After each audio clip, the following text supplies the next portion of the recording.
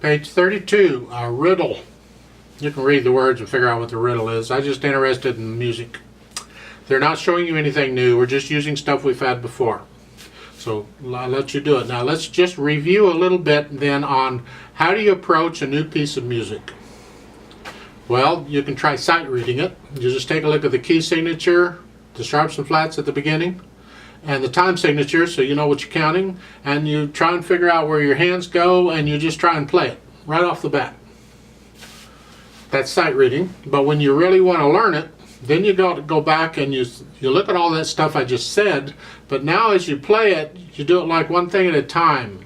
Well, you don't have to, but I'm recommending it. First, get the notes. So we're starting out with C's, and then you have a G, and then the left hand comes in with C's and here, and then we have a G, and then C's, and an E, and a G, and now we get a note in each hand. Cool, huh? We got a B in the left hand and a D in the right hand. So we got those. In the second line, you're starting out C's, and then a couple G's, and an F, and a C, and an A, and just get the notes.